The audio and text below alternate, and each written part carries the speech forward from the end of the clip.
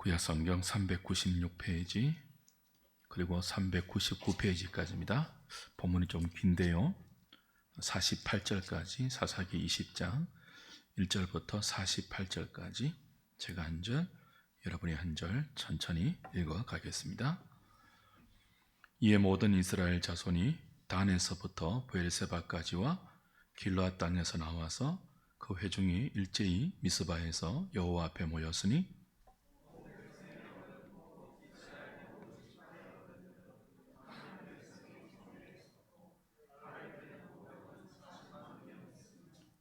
이스라엘 자손이 미스바에 올라간 것을 베냐민 자손이 들었더라. 이스라엘 자손이 이르되 이 악한 일이 어떻게 일어났는지 우리에게 말하라 하니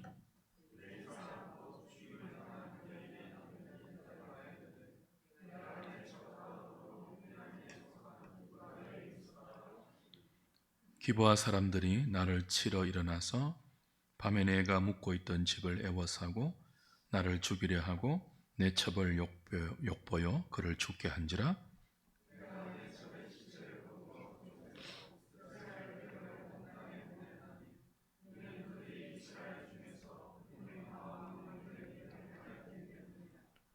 이스라엘 자손들아 너희가 다 여기 있은즉 너희의 의견과 방책을 낼지니라 하니라.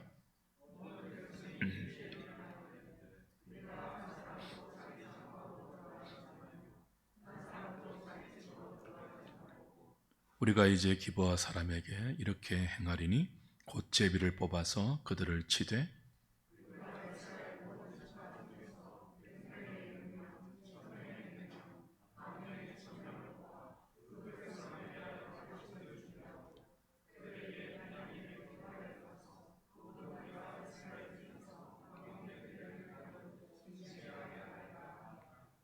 이와 같이 이스라엘 모든 사람이 하나같이 합심하여 그 성읍을 치려고 모였더라.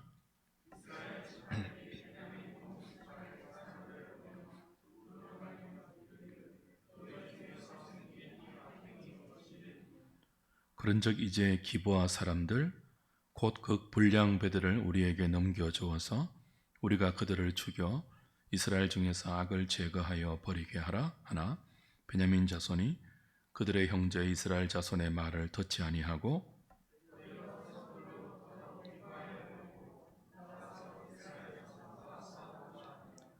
그때 그 성읍들로부터 나온 베냐민 자손의 수는 칼을 빼는 자가 모두 26,000명이요 그 외에 기브아 주민 중 택한 자가 700명인데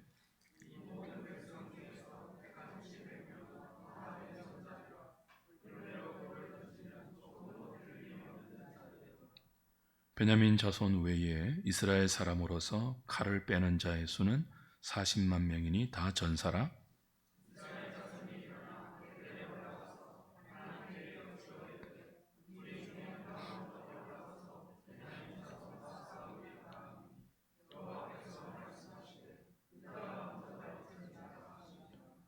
이스라엘 자손이 아침에 일어나 기브아를 대하여 진을 치니라.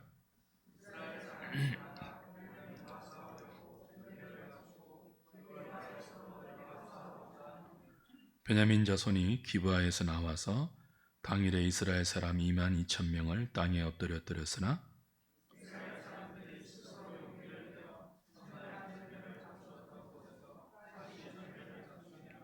이스라엘 자손이 올라가 여호와 앞에서 저물도록 울며 여호와께 여쭈어 이르되 내가 다시 나아가서 내 형제 베냐민 자손과 싸우리이까 하니 여호와께서 말씀하시되 올라가서 치라 하시니라.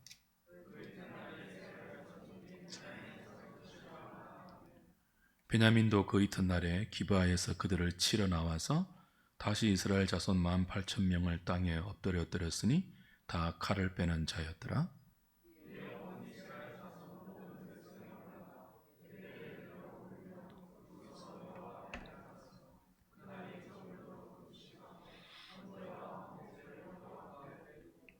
이스라엘 자손이 여호와께 물으니라. 그때에는 하나님의 언약궤가 거기 있고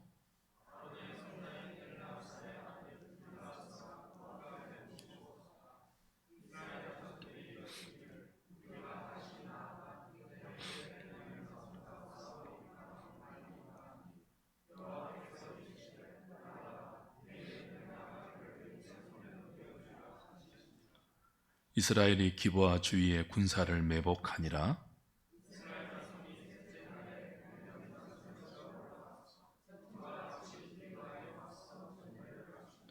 베냐민 자손이 나와서 백성을 맞더니 꾀임에 빠져 성읍을 떠났더라. 그들이 큰 길 곧 한쪽은 베델로 올라가는 길이요 한쪽은 기브아의 들로 가는 길에서 백성을 쳐서 전과 같이 이스라엘 사람 30명 가량을 죽이기 시작하며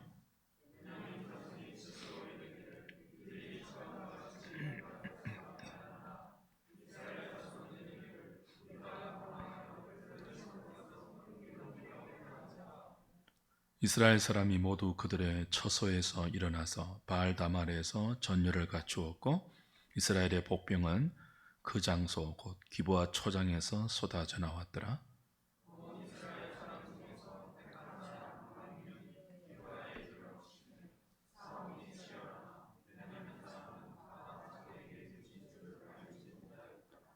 여호와께서 이스라엘 앞에서 베냐민을 치심해 당일에 이스라엘 자손이 베냐민 사람 2만 5천 100명을 죽였으니 다 칼을 빼는 자였더라.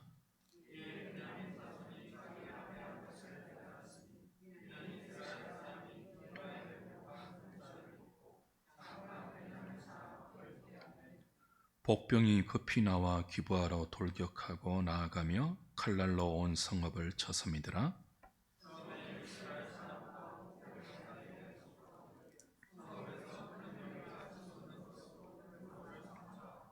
이스라엘 사람은 싸우다가 물러가고 베냐민 사람은 이스라엘 사람 30명 가량을 쳐 죽이기를 시작하며 이러기를 이들이 틀림없이 처음 싸움같이 우리에게 패한다 하다가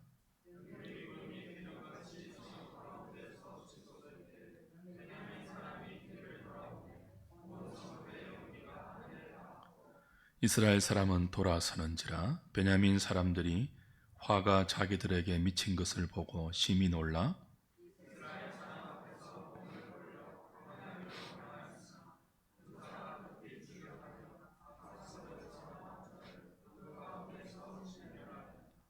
그들이 베냐민 사람을 애워싸고 기브아 앞 동쪽까지 추격하며 그 쉬는 곳에서 짓밟음에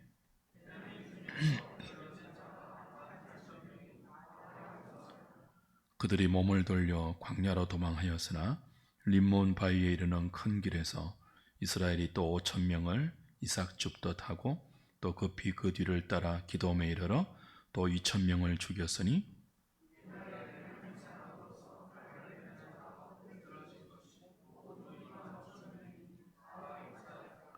베냐민 사람 600명이 돌이켜 광야로 도망하여 림몬 바위에 이르러 거기에서 넉 달 동안을 지냈더라.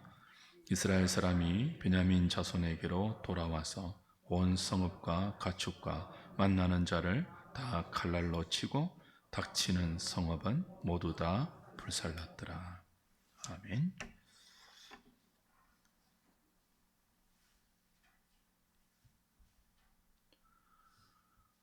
레위인이 첩의 시체를 토막내어서 이스라엘 모든 지파에 돌립니다. 그 결과 모든 이스라엘 지파가 격분하여서 미스바에 모여서 총회를 엽니다.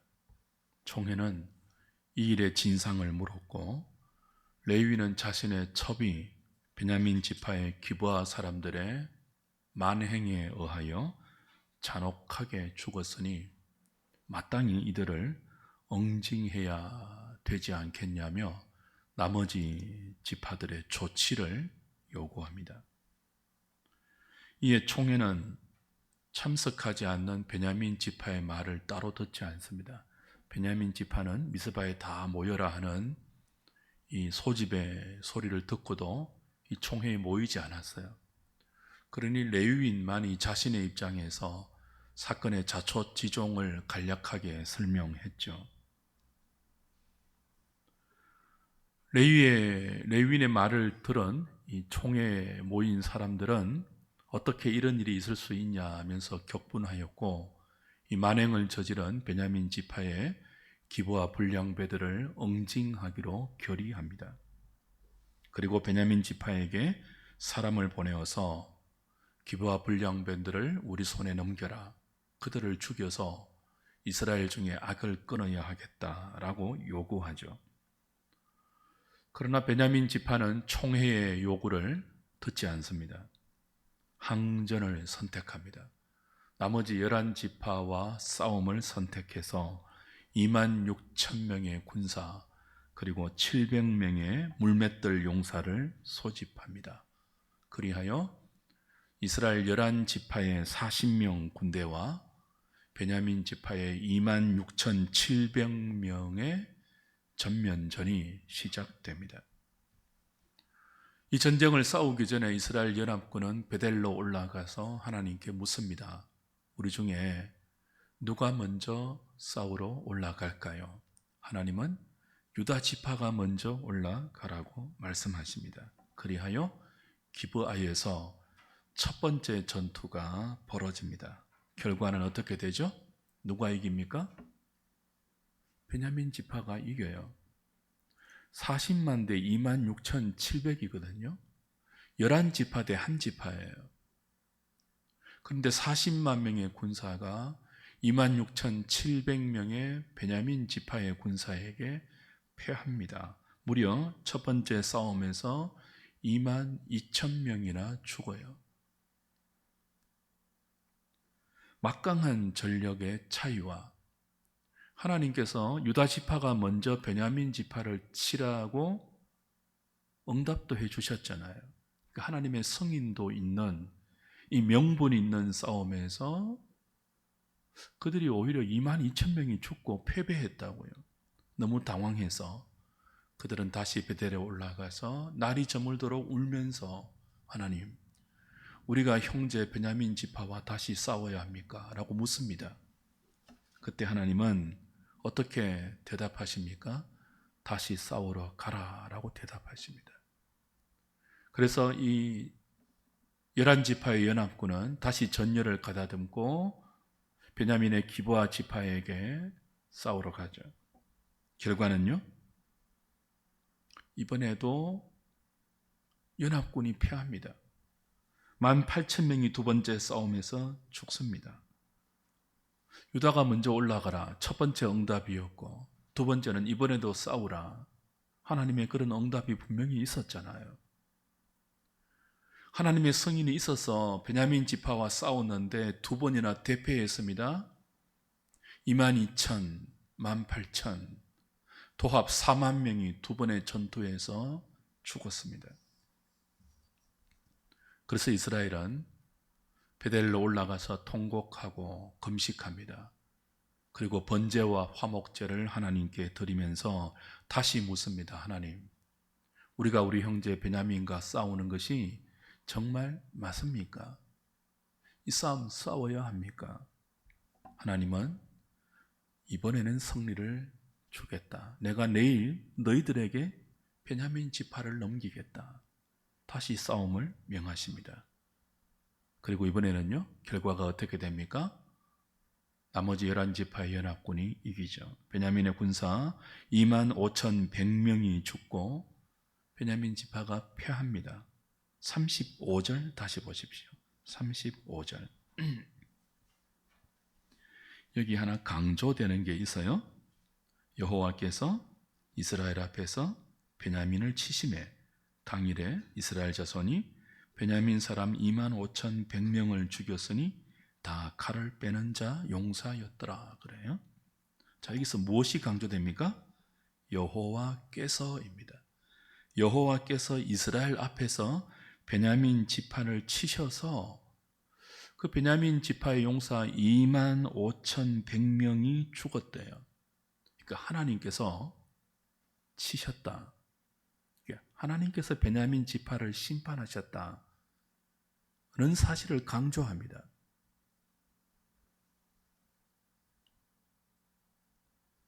이 싸움을 하나님이 주관하고 계시다는 뜻이죠. 여호와께서 이스라엘 앞에서 베냐민 지파를 치셨다. 여호와께서 앞에 두 싸움은요, 여호와께서 주관하지 않았습니까? 당연히 주관했죠. 승인했잖아요. 너희 중에 유다가 먼저 베냐민을 치러 올라가라. 두 번째 물음에도요, 다시 싸우러 가라 승인했잖아요. 여호와가 이 전쟁을 주관하고 있습니다. 세 번째는요, 여호와가 직접 베냐민 지파를 치셔서 25,100명을 죽였습니다. 그래서 우리는 이런 질문을 할 수 있습니다. 왜 하나님은 이스라엘 11지파와 베냐민 지파와의 이 동족 간의 치열한 전쟁을 허락하시고 그 전쟁을 통하여 베냐민 지파를 심판하셨다면 왜 두 번의 싸움에서는 연합군에게 패배를 허락하셨는가? 이 전쟁이 지금 심판을 위한 전쟁 아닙니까? 누구를 위한 심판의 1차적인 명목이에요? 베냐민의 기브아 지파입니다. 베냐민 지파의 기브아 족속이에요. 깡패가 되고 동성애자가 되고 소돔 고모라처럼 음행과 폭력과 불순종과 도덕적 영적 타락의 끝판왕을 달렸던 이 베냐민 지파의 기브아 족속을 하나님이 심판하기 위해서 나머지 11지파를 다 응집시켰다고요. 그들을 통하여 이스라엘 안에서는 절대로 일어나서는 안 되는 그 악의 씨앗을 처단하기로 하셨잖아요. 그렇게 나머지 11지파의 40만 군사를 통해서 베냐민의 기브아 족속을 심판하기로 허락하셨다면 세 번째 싸움처럼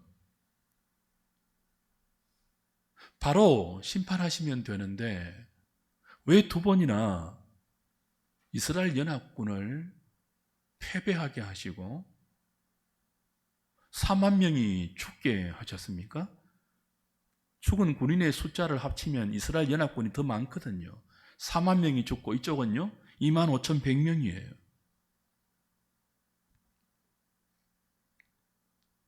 이 싸움의 의미가 무엇인지를 우리는 물어야 합니다. 우선 이 싸움이 일어난 시기를 다시 한번 보십시오. 28절에 누가 나오죠? 아론의 손자인 엘르아살의 아들 비느하스가 그 앞에 법궤를 모시고 섰더라. 이스라엘 자손들이 여쭈기를 우리가 다시 나아가 내 형제 베냐민 자손과 싸우리까 말리까 하니 여호와께서 이르시되 올라가라. 내일은 내가 그를 내 손에 넘겨주리라 하시는지라. 여기 누가 등장한다고요? 아론의 손자 엘르아살의 아들 비느하스가 대제사장으로 등장해요. 그러니까 시대가 어떤 시기예요? 여호수아가 죽고 난 이후에 사사시대의 초기임을 알 수 있습니다. 지금 우리가 사사기를 20장까지 보아왔는데요. 사사기의 모든 서사는 비교적 시간 순서로 서술되어 있습니다. 그런데 1장, 2장과 마지막 이 베냐민 지파와 나머지 11지파의 싸움, 그 싸움의 원인이 되는 처벌둔 레위인과 그리고 이 레위인의 처벌 윤관한 이 베냐민 지파의 기브아 족속들의 만행이 맨 마지막에 지금 기술되어 있다고요. 맨 마지막에 기록되어 있는 이 지금 동족 상잔의 내전은요, 시간 순서로 사사시대의 말기가 아니고 비느하스가 제사장 사역을 하고 있는 것을 보니 사사시대의 초기예요. 근데 왜 맨 마지막 스토리로 배치해 놓았을까요? 신학적인 이유가 있죠. 사사기 맨 처음인 1장과 2장에 이스라엘 백성의 영적 상태를 하나님의 말씀에 불순종하고 있는 삶의 내용과 도덕적, 윤리적 부패를 부각시킵니다. 1장, 2장에서. 그 가운데서 단 지파와 베냐민 지파가 하나님의 명령에 불순종하여 가나안 원주민을 쫓아내지 못한 대표적인 지파로 기술이 되어요. 이 베냐민 지파는 여부수 족속을 쫓아내지 못합니다. 이들이 어떤 사람들의 베냐민 지파 사람들이 이 11지파의 40만 군대와 적은 숫자의 군사로 싸워서 두 번이나 이길 정도로 호전적인 지파예요. 싸움 잘하는 지파예요.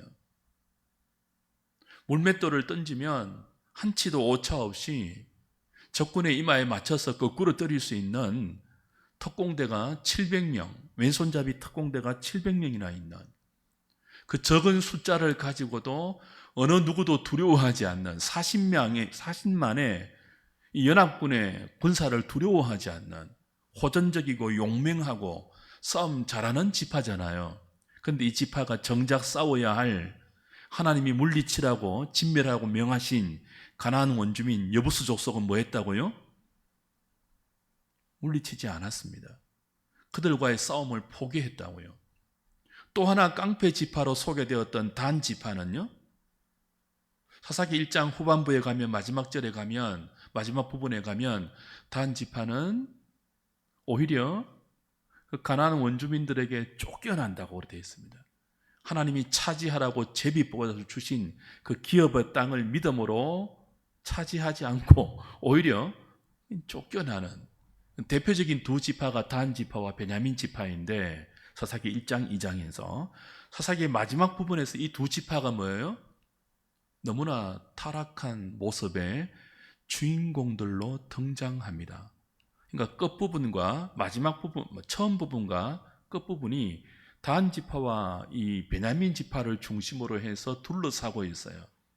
근데 이 두 지파가 어떤 모습 보인다고요? 불순종하는 이스라엘의 대표적인 지파로 등장해요. 그 의도적이죠. 시간상으로 사사시대 초기의 사건인데 이 초기의 사건을 맨 마지막에 배치해서 이걸 수미상관 구조 그렇게 말하거든요. 인클로지오 구조 그렇게 말해요. 처음과 끝을 같은 문법적 구조로 둘러싸고 그 안에 다른 스토리를 쭉 서사해서 처음과 끝에 같은 내용을 강조하는 거예요. 사사기의 강조점이 뭐였죠? 이 단 지파, 베냐민 지파가 보여주는 영적 타락과 불순종, 그걸 대변하는, 그때에는 누가 없었다고요? 이스라엘에 왕이 없어서 각자 자기 소견에 옳은 대로 살았더라. 그게 사사기의 핵심이에요. 그 신학적인 의도로 사사기 초기에 이 동족 간의 싸우는 이 전쟁을 뒤에 배치시켜서 이 시대가 사사기 시대 전체가 지금 어떤 시대라고요? 하나님 말씀에 불순종하고 자기 소견에 옳은 대로 살아서 언약 백성의 정체성을 다 잃어버리고 싸워야 할 대상인 죄악과의 싸움, 가나안 원주민과의 싸움은 외면하고 싸우지 말아야 할 자기들끼리의 싸움은 칼을 빼고 피 흘리면서 싸우고 있다. 그 시대 속에서 하나님은 누구를 세운다고요? 사사를 세워서 그들을 다스리고 있다 하는 것이 사사기의 전체적인 내용입니다. 다시 1절, 2절 한번 보십시오. 그런 이해를 가지고 1절, 2절을 보세요.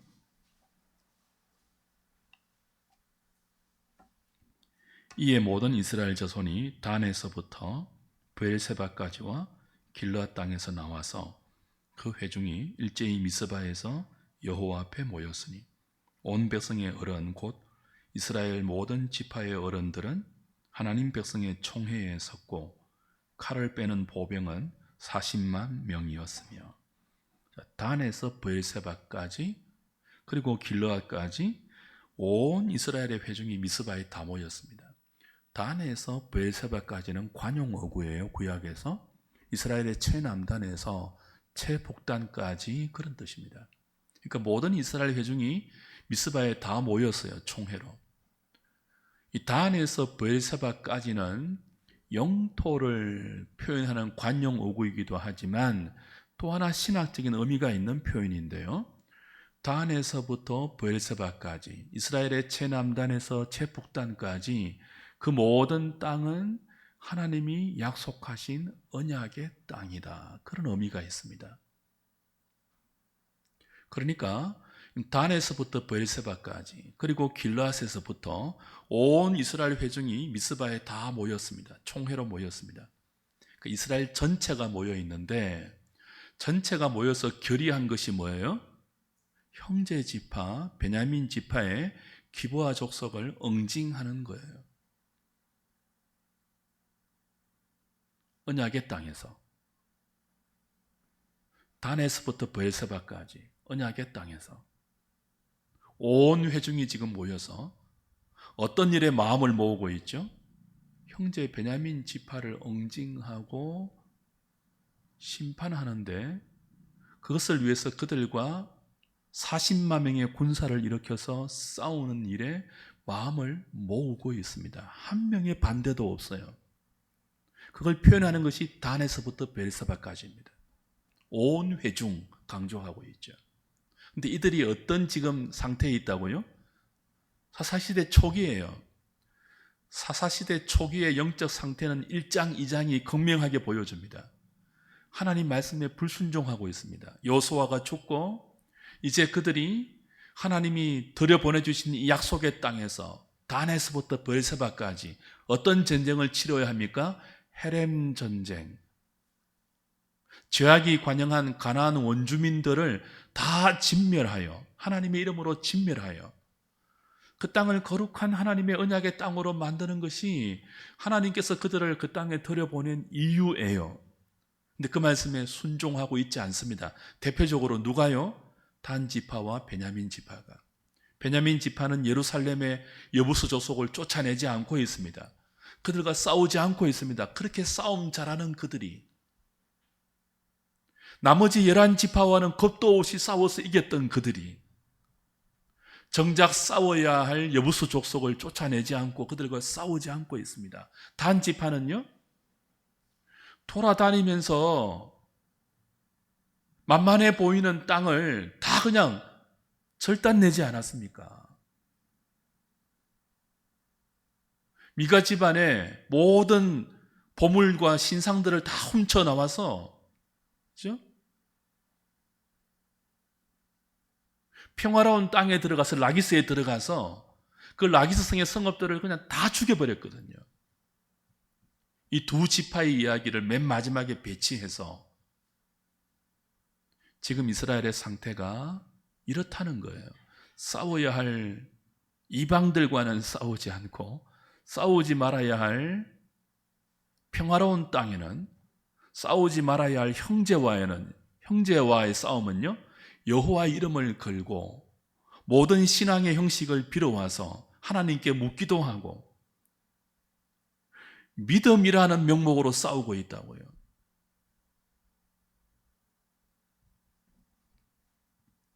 그리고 하나님은 이 전쟁을 허락하십니다. 유다가 먼저 올라가라 허락하십니다. 또 싸우러 가라 허락하십니다. 내일이면 내가 승리를 줄 테니까 올라가서 싸워라라고 허락하십니다. 그리고 이 싸움을 주관하십니다. 그리고 베냐민 지파는 600명만 남기고 다 죽여버립니다. 나머지 11지파는요 40만 명의 군사가 모였는데 그 중에 10분의 1, 4만 명을 죽입니다. 양쪽 다 하나님이 심판하세요. 뭘 통해서요? 이 전쟁을 통해서. 누구도 승리한 싸움이 아니에요. 이게 숫자가 좀 의미심장한데요. 자, 베냐민 지파는 심판받아, 징계받아 마땅한 죄악을 저질렀죠. 그 기브아 땅이 어떤 땅이 되었다고요? 소돔과 고모라 땅보다 더 음란하고 더 폭력적이고 더 거짓과 불의가 만행한 그런 땅이 되어버렸잖아요. 그래서 하나님이 베냐민을 심판하시는데 거의 다 죽입니다. 600명만 남겨놓아요. 거의 한 지파가 사라질 정도로 무섭고 가혹한 심판을 행하십니다. 그 정도로 지금 기브아 지파가 죄악으로 관영해 있다는 뜻입니다. 베냐민 지파가 이런 하나님의 엄혹한 심판이 있어야 할 정도로 죄악으로 물들었다는 뜻이에요. 그런데 이 엄중한 심판을 행하기 전에 두 번의 패배를 연합군에게도 하나님이 허락하시죠. 그 싸움에 주관하셔서 그 두 번의 패배를 통해서 죽은 군사의 숫자가 4만 명이에요. 총 군사는요 40만 명이에요. 정확하게 몇 분의 1이에요? 10분의 1이에요. 의미가 있는 숫자입니다. 이것도 10분의 1은 11조죠. 우리가 하나님께 11조를 통해서 신앙을 고백하지 않습니까? 어떤 고백이에요? 내게 있는 모든 것은 하나님의 것입니다. 내게 있는 모든 것이 하나님의 것임을 고백하는 의미가 10분의 1이라는 숫자예요. 자, 그럼 보세요. 40만 명의 군대 중에 4만 명이 죽었습니다. 심판이에요. 베냐민 지파만 심판받아 마땅한 상태에 있는 것이 아니라 그들을 응징하기 위해서 미스바에 모여있는 이스라엘의 나머지 지파도 사실은 뭐예요? 심판받아 마땅한 상태예요. 어느 정도로요? 전부 다 죽어도 마땅할 정도로. 40만 명 전부를 죽여도 마땅치 않은데 하나님은 10분의 1만 죽여요. 진노 중에 긍휼을 베푸시는 거죠. 근데 사실은 뭐예요? 너희들 전부 죽어 마땅하다는 뜻이에요. 4만 명은 40만 전부를 대변합니다.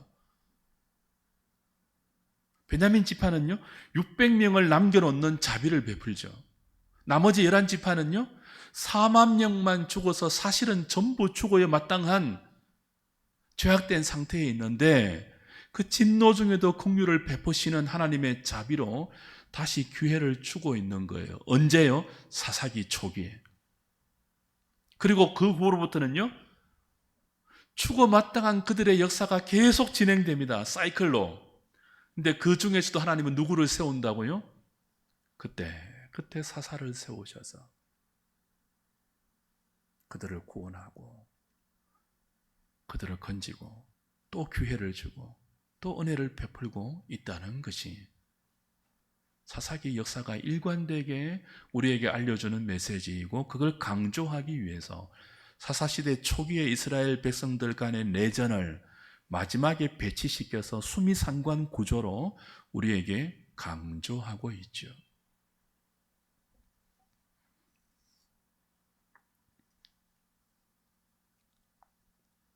주 안에 사랑하는 여러분, 사사시대에 지금 이스라엘의 영적 상태는 이 베냐민 지파의 마땅한 심판과 이들을 응징하기 위해서 모인 이스라엘 연합군조차도 전부 하나님의 진노로 진멸받아 마땅할 정도로 부패하고 타락해 있다는 메시지가 오늘 우리가 보고 있는 20장의 긴 내용입니다. 이 20장 전체의 스토리가 18장 1절부터 시작되었는데 시작이 어떻게 되었는지 다시 확인해 보세요. 18장 1절. 그때 이스라엘에 뭐가 없었다고요? 왕이 없었고 19장 1절도요. 이스라엘에 왕이 없을 그때에. 이 문장을 강조하면서 이스라엘에 왕이 없기 때문에 어떤 상태까지 갔다고요? 전부 죽어 마땅할 정도로 하나님이 직접 베냐민 지파를 치셨듯이 하나님이 직접 나머지 11지파의 10분의 1의 군사를 다 죽여서 너희 전부 죽어 마땅하다고 지적하듯이 하나님을 왕으로 모시지 않고 각자 자기 소견에 옳은 대로 살아가고 있는 그 시대의 이스라엘이 이렇게 부패했다는 것을 가슴 아프게 그 역사가 기록해주고 있는 것입니다. 진멸받아 마땅한 죄악된 상태에 빠져있는 이스라엘인데 여전히 무엇은 유지하고 있죠? 여호와 이름을 부르는 것, 하나님께 묻는 것, 누가 먼저 올라갈까요? 다시 싸우러 가야 합니까, 하나님? 급할 때는 여호와 이름으로 기도합니다. 베델을 찾습니다. 근데 겉으로 여호와 이름을 부르고 종교적인 형태를 다 유지하고 있지만 실상은요 레위인이 처벌두고 있고 이스라엘의 모든 평신도의 가정을 대변하는 미가의 집안은 말씀의 신앙이 무속신앙으로 변질되어 있고 단 지파는 깡패 지파가 되어 있고 베냐민 지파의 기브아는요 소돔 고모라 땅처럼 부패해 있고 이런 이스라엘 12지파가 지금 어떻다고요? 겉으로는 여전히 종교의 모든 형태를 유지하고 있습니다. 급하면 하나님하고 이름도 부릅니다. 그런데 정작 하나님의 뜻에는 불순종하고 있습니다. 하나님을 왕으로 인정하지 않고 있습니다. 그 왕의 말씀에 불순종한다고요. 싸워야 할 가나안에 관영한 죄와는 싸우지 않습니다. 오히려 싸워야 할 가나안의 우상 숭배와 음란과 불법과 불의와 거짓과 손을 잡고 가나안처럼 되어 있습니다. 근데 무엇은 부르고 있다고요? 여호와 이름은 부릅니다. 이 아이러니를 보라는 거죠. 이 이중적인 모습을 보라는 거죠. 그래서 누가 필요하다고요? 왕 대신, 참 왕 대신 하나님이 그들 가운데 필요하다는 뜻입니다. 하나님이 왕이 되어 있지 않으면 언약 백성으로 부름받은 그들의 거룩한 정체성을 다 잃어버리고 종교의 모습만 유지한 채 이렇게 타락한 상태까지 갈 수 있다고 사사기는 우리에게 경고하고 있죠. 그래서 결국은 베냐민 지파만이 아니라 나머지 11지파도 징계하셔서 오늘 이 사사기를 읽는 우리 모두에게 거울의 교훈을 보여주고 있습니다. 베냐민 지파를 응징하기 위해서 미스바에 모였던 11지파의 모든 회중들이 두 번의 싸움에서 4만 명이 죽고 울고 통곡하고 금식하지 않았습니까? 그들은요, 왜 우리를 패배하게 하십니까? 왜 우리를 4만 명이나 죽게 하십니까? 그것 때문에 울기 전에, 그것 때문에 통곡하고 금식하기 전에 자신들이 하나님을 왕으로 모시지 않는 레위인이 첩을 두었어요. 근데 그걸 미스바 총회에 모인 모든 사람들 앞에서 부끄러움도 없이 말해요. 내 첩이 죽었다고. 내 첩을 죽인 장 본인이 베냐민의 기브아 족속이라고. 첩을 둔 자신의 행음과 정당하지 못한 삶을 조금도 부끄러워하지 않는 상태가 나머지 이스라엘 11지파의 상태입니다. 하나님을 왕으로 모시지 않으면요, 부끄러운 것을 부끄러워하지 않아요. 더러운 것을 더러운 것으로 여기지 못해요.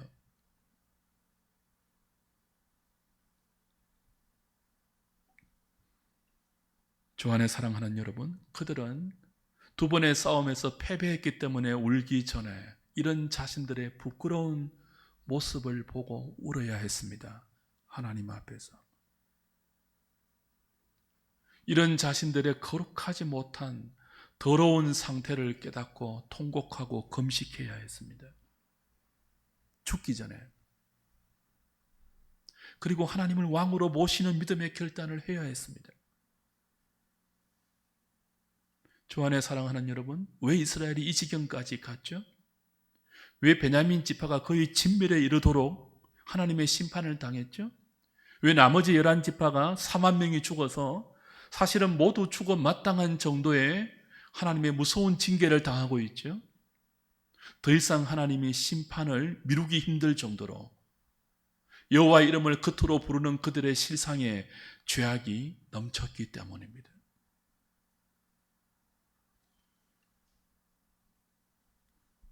오늘 우리가 사는 이 시대는 죄가 넘치고 있죠. 도를 넘고 있어요, 죄가. 교회가 왜 존재합니까? 우리끼리 잘 먹고 잘 살자고요? 이 흘러 넘치는 세상의 죄를, 그 죄악에 넘실거리는 물결을 막을 수 있는 유일한 공동체가 교회입니다. 교회가 세상의 죄를 막아야 돼요. 근데 교회가 그 죄를 막아내지 못하고 죄를 받아들여서 세상과 똑같이 될 때 하나님은 교회와 교회가 싸우게 하십니다. 교인과 교인이 싸우게 하십니다. 둘 다 피 흘리게 하시고 울고 통곡하게 하십니다. 그래서 누가 이 교회의 주인인가? 누가 왕인가? 누가 우리 인생의 주인인지를 피 흘리는 중에 보게 하십니다. 오늘 사사기는 자기 소견에 오른 대로 사는 삶을 돌이켜 하나님을 왕으로 모시는 길만이 이 끔찍한 비극을 막을 수 있다고 우리에게 말씀하고 있습니다. 이스라엘과 팔레스타인의 전쟁이 불이 붙었습니다. 모든 전쟁의 배후에는 하나님이 계십니다.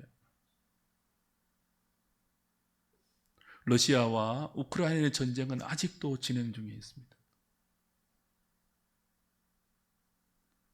전쟁은 세상에 넘실대는 죄가 도에 넘칠 때 하나님이 허락하시는 징계의 수단입니다. 전쟁이 발발하는 땅은 지옥이 됩니다. 그 전쟁을 불러일으키는 인간의 죄를 막을 수 있는 유일한 신적 공동체를 하나님은 이 땅에 교회를 통해서 허락하셨습니다. 그 전쟁의 원인은요, 그 당사자들만이 아니라 그 전쟁을 불러일으키는 인간의 죄를 막지 못한, 그 죄를 막아내고 거룩한 공동체를 이루라고 여기 허락하신 이 교회가 타락할 때, 교회가 세상의 빛과 소금의 역할을 하지 못하고 교회가 세상과 똑같이 될 때, 성도가 불신자와 조금도 분별되지 않는 삶을 살 때 하나님은 전쟁을 허락하십니다. 그 전쟁을 통해서 징계하십니다. 오늘 우리 안에도 총과 칼의 전쟁은 아니지만 얼마나 수많은 전쟁이 우리의 피를 흘리게 만듭니까? 우리의 마음을 찢어지게 만들고 우리의 삶을 부서지게 만들고 있습니까? 여러분의 크고 작은 다양한 형태, 여러분의 삶 안에 크고 작은 다양한 형태의 전쟁으로 말미암아 여러분이 지금 피 흘리고 있다면 돌아보셔야 돼요. 울며 통곡하고 금식하면서 내 안에 죄와 싸우지 못한, 거룩하지 못한 모습이 없는지, 내 안에 하나님보다 사랑하는 수많은 우상은 없는지, 싸워야 할 싸움은 싸우지 못하고 싸우지 말아야 할 불의와 욕심과 탐욕과 정욕의 싸움이 내 안에 여전히 진행되고 있는 것은 없는지 돌아보셔야 합니다. 그리고 이 이스라엘의 비극적인 역사를 우리 삶에 재현하지 않도록 기도하셔야 됩니다. 하나님을 왕으로 모시는 길만이 유일한 해답이다라는 이 사사기의 메시지 앞에 오늘 저와 여러분이 어떻게 살고 있는지를 돌아보시고 우리의 사명을 거룩하게 잘 감당할 수 있도록 은혜를 구하는 기도의 저녁이 되기를 원합니다.